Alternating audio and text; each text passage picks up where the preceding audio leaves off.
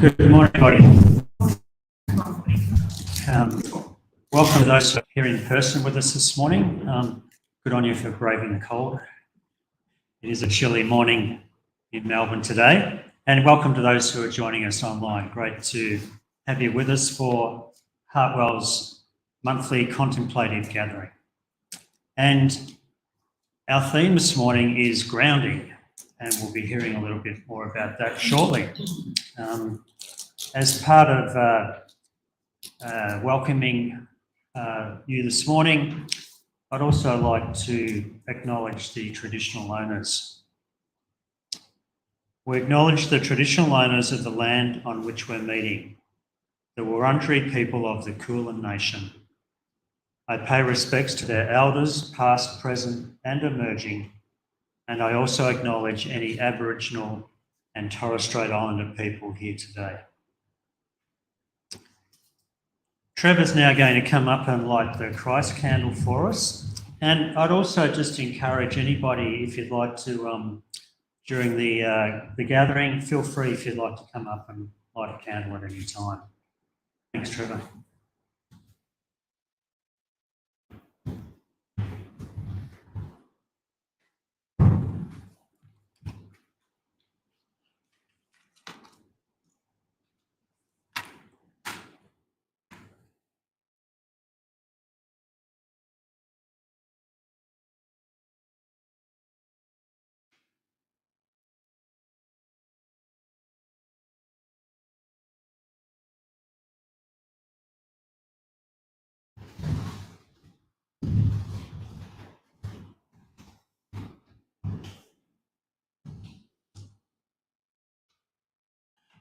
So our focus this morning is on grounding.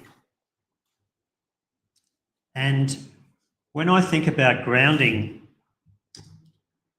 I think about nature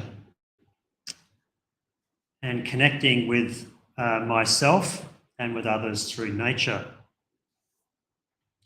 I love being in the garden. I find it a very grounding space. It's great to be in touch with the earth, to observe the changing of the seasons and how that impacts on the trees and plants. It helps me develop awareness. And a couple of weeks ago, Lynette and John were talking about the benefit for us of being in our bodies, of getting out of our head and into our body. And I spend a lot of my time living in my head. And one of the things that I enjoy about being in the garden is that I really am more aware of what's happening in my body and using my body. We've got a mainly native garden at home. Maria learned a lot about native plants from her mum. I'm slowly picking up all the names. They're quite complicated, some of them. The garden can also help with developing acceptance. As I've discovered, native plants can be a bit tricky. And particularly with the series of El Ninos that we've had, they don't like too much water and they can easily get wet feet and curl up their toes and say goodbye. So I've found as I've been spending time in the garden and learning about native plants that it's helped me with acceptance as well about that whole cycle of life and death. And Maria's a bit better at calling it than I am. You know, she'll be prepared to say, well, that one's gone, and I'll just keep trying to prune it a bit and hoping that it might come good. But that's the reality of life and nature. So as we continue to reflect this morning and contemplate what it means to be grounded, Andy's going to come and read a reading from Matthew for us, Matthew 13, 1-9, which is the parable of the sower, and happens to be the lectionary reading for today. And so another lovely picture of being grounded and the soil being receptive to what is planted in it. So Andy's going to come and share that reading with us. And then we'll have a period of time where we can spend in reflection while we play some music. Thanks, Andy.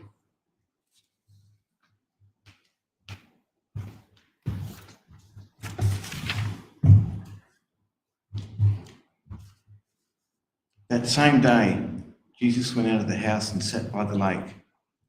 Such large crowds gathered around him that he got into a boat and sat in it, while all the people stood on the shore.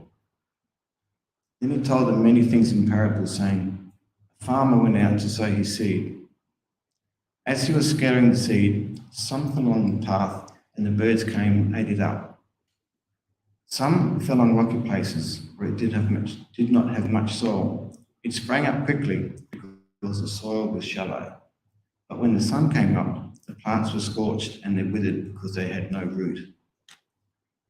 Other seed fell along the thorns, which grew up and choked the plants. Still other seed fell on good soil, where it produced a crop, 100, 60, or 30 times what was sown. Whoever has ears, let them hear."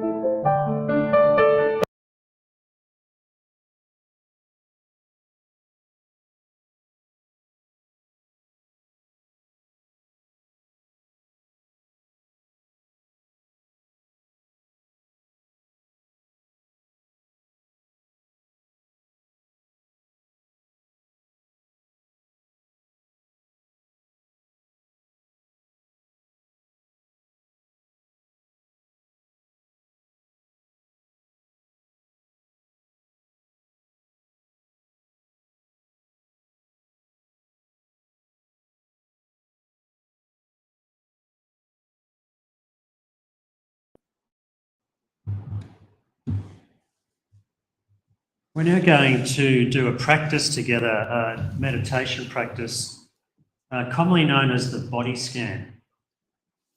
So this is a practice that helps us ground ourselves and become aware of what's happening in our body. Those of you who are online are welcome to do this practice. We'll do it for about 8 minutes or so. Welcome to do this practice either lying down or sitting up. And just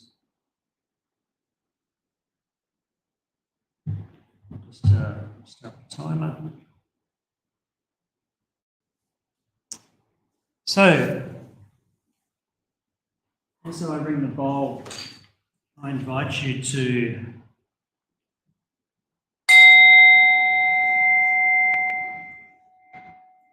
gather yourself where you find yourself.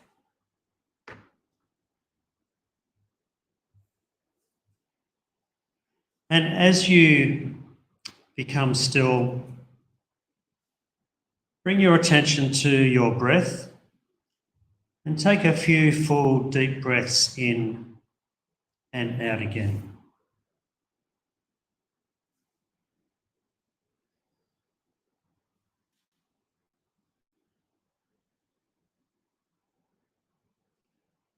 Feel sensations where your body connects with the floor or the surface under you.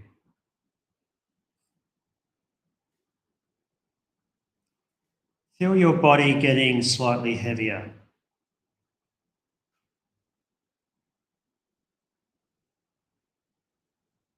And begin by sensing your head, bringing your attention to your head. Bring your awareness to your forehead and the area around your eyes. This is an area where lots of us hold tension.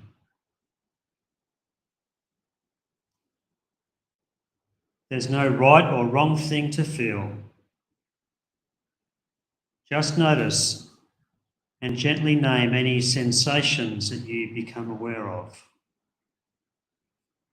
like warmth or tingling or pressure.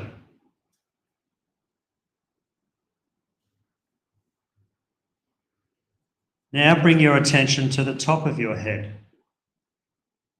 to your scalp, and down the sides and back of your head.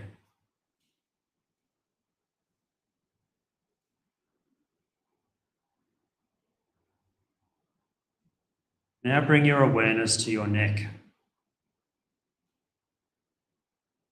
the muscles along the back and the sides of your neck. And even sense inside your neck and throat.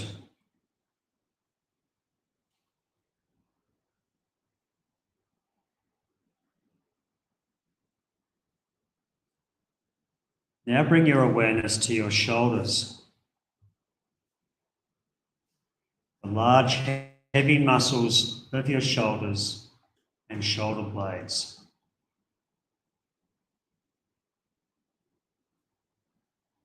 If you notice any tension or discomfort here, it's not anything you need to change. Just be aware of it. And if you like, you can breathe in to any area that feels some discomfort. This means that you visualize your breath traveling to that part of the body.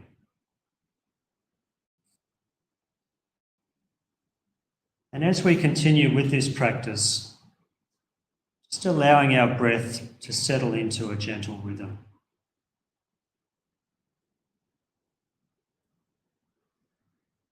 Now bring your attention to your right arm.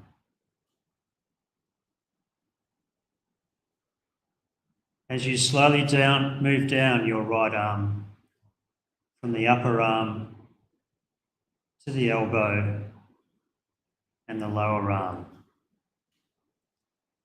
Sensing the muscles and bones here. Feeling the bones of your wrist and the softness of your palms. Our hands are a centre of so much activity and expression. As you focus on your right hand, feel all the sensations in your palm, fingers, and fingertips. And now to your left arm, bringing your awareness from your upper arm down to the elbow, the lower arm, the wrist, and the hand.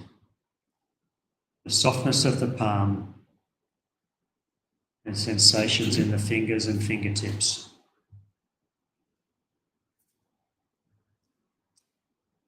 Now shift your attention to your chest around your heart and solar plexus. What do you notice there?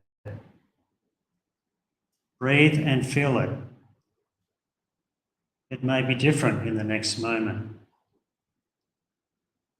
You're just tuning in right now to your body and these physical sensations. And remember, be patient. Your body moves at a slower pace than your mind. This is about getting in touch with our bodies. Now allow your attention to move into your stomach and hips. Let your attention rest here for a few breaths.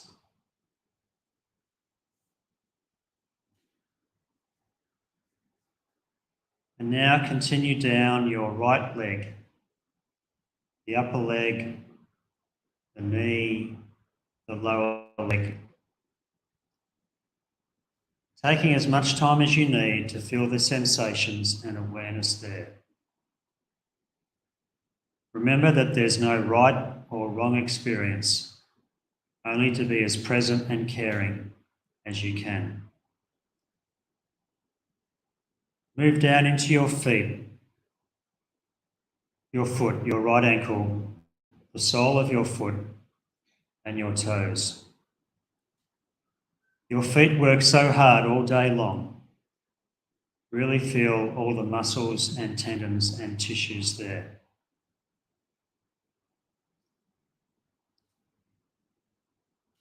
And now your left leg, from the upper leg to the knee to the lower leg, and then into the left foot, the sole of your foot and the toes. The experience of the muscles and tendons and tissues there.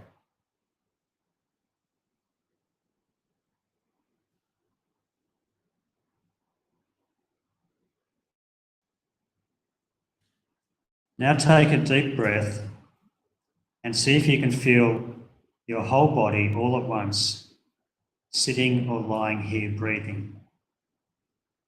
From the tips of your toes, up through your legs, your torso, your arms, into your head and face. Feel your body as one, whole field of sensation and energy.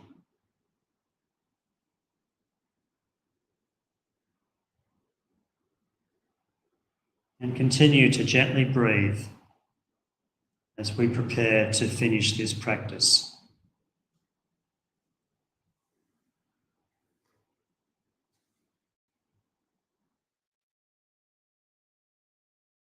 And at the sound of the bowl, when you're ready, slowly open your eyes.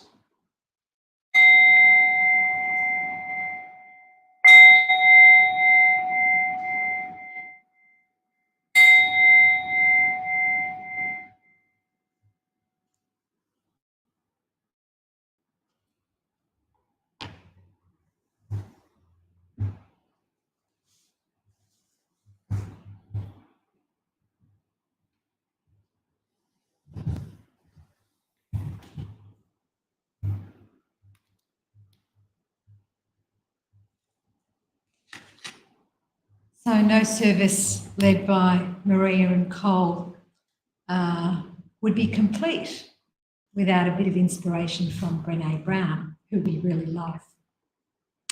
So I wanted to share with you what Brené Brown has to say about connection.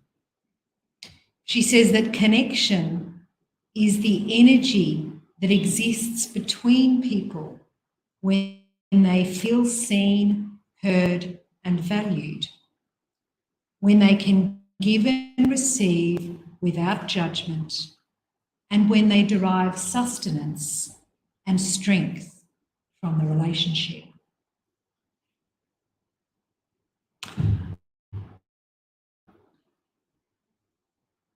What I really love about this quote is the way it gets me to think about the connection between groundedness within ourselves and our capacity to connect with other people. Being grounded within ourselves and with the environment around us is a state of deep awareness. And awareness, by definition, is open and kind and non-judgmental. We've had a bit of an experience of that when we were working towards just being with the experiences of our bodies in that practice that Cole led, without judging that experience. It's from this foundation of awareness that we can build meaningful connection with others. So this is my heartfelt aspiration for myself and for all of us, for our spiritual community, and for all the people in our spheres of influence, to be able to build meaningful connection from the foundation of being grounded and aware. So we'll now have another period of reflection with some gentle reflection music.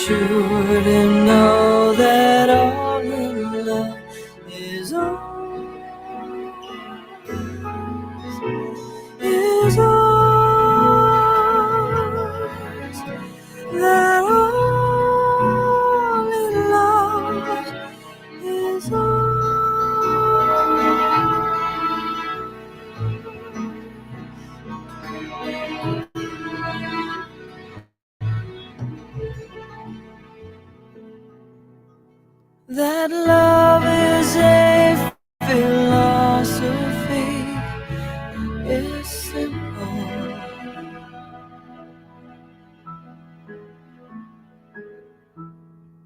And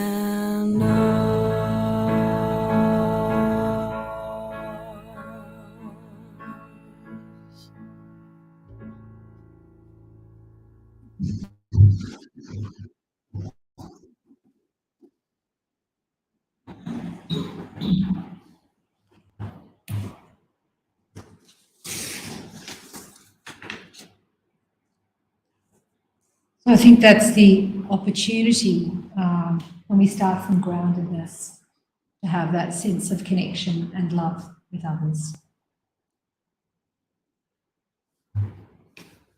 We're going to now move into another period of led meditation practice. The self-compassion practice that we're going to do supports us to experience kindness and compassion towards ourselves so that we can better connect with others with kindness and compassion. This again is going to be about 8 minutes. And I will lead you through the practice, and I will also try and give you some space.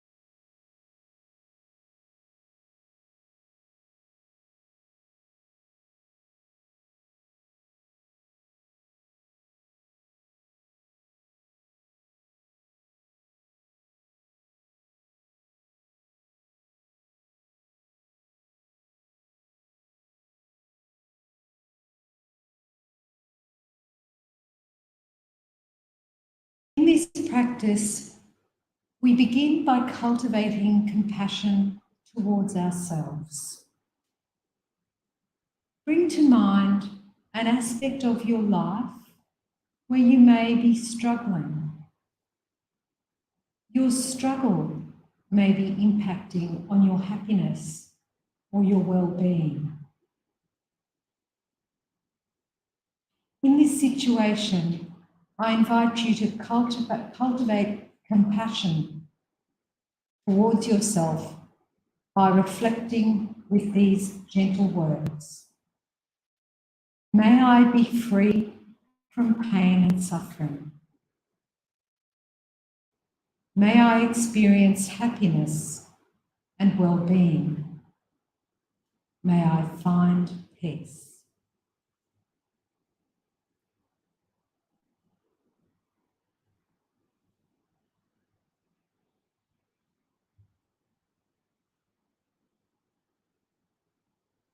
May I be free from pain and suffering. May I experience happiness and well-being. May I find peace.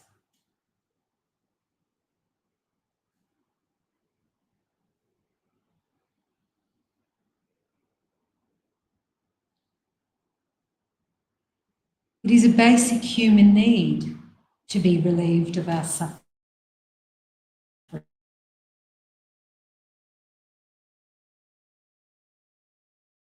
Exists. It is possible for everyone to be free from their emotional or psychological distress. May I be free from pain and suffering. May I experience happiness and well-being. May I find peace.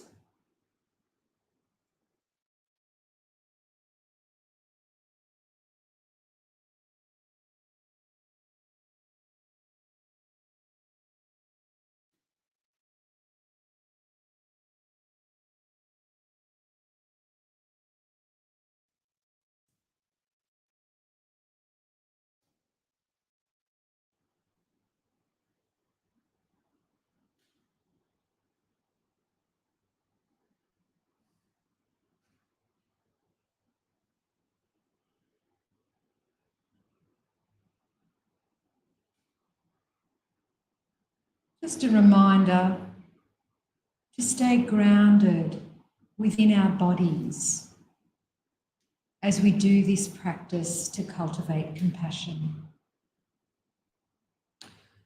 Next, we're going to bring to mind somebody that you know who is experiencing some difficulty or struggle in their lives.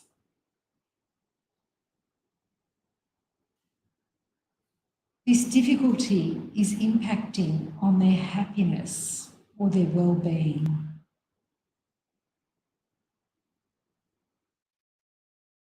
Cultivate compassion for them at this time of difficulty by reflecting with these gentle words.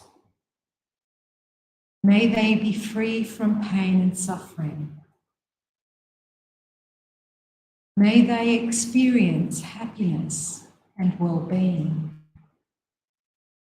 May they find peace.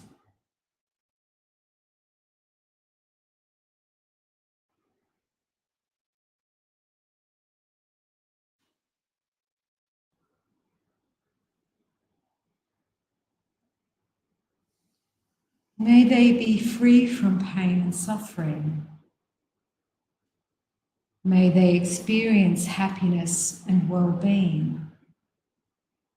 May they find peace.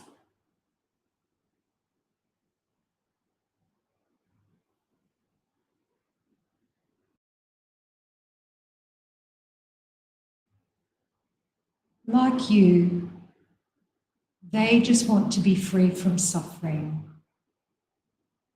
They simply want to find happiness and peace. Even if you are not feeling compassion in this moment, these compassionate thoughts, said with an intention to care for this other person, will open your heart towards them.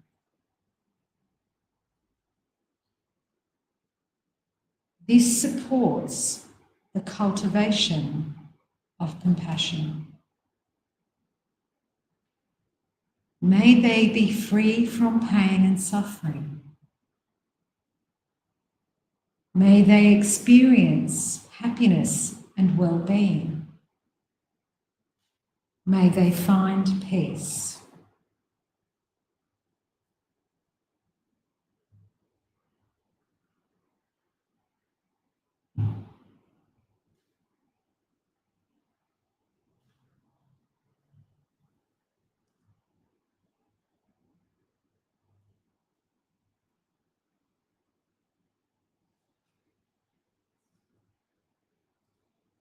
As we prepare to draw the practice to a close,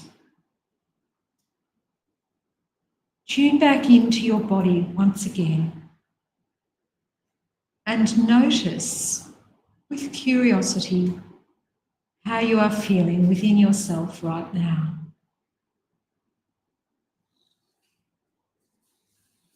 Take a deep breath and let go. Connecting once again with your compassion towards yourself. We reflect again, may I be free from pain and suffering. May I experience happiness and well-being. May I find peace.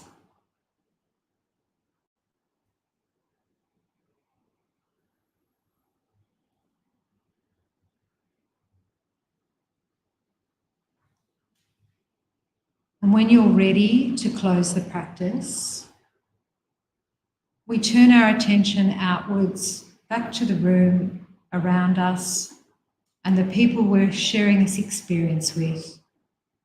And when you're ready, you can open your eyes.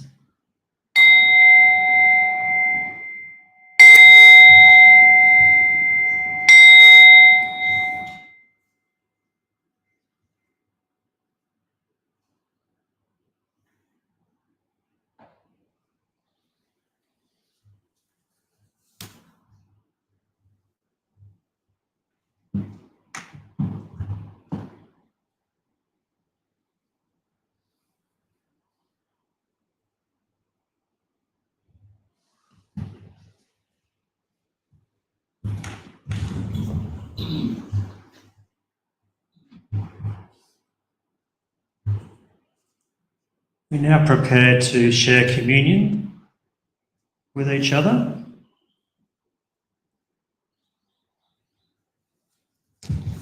And as we partake in these emblems and share this food together, we are continuing a long-standing practice of sharing food with people and connecting over a meal. Just as Jesus did with his disciples many years ago, and also just as Rumi, a Sufi poet, did with his friends and family many years ago as well. And he writes about the joy and companionship of sitting down at a long table together. And Rumi wrote, every war and every conflict between human beings has happened because of some disagreement about names.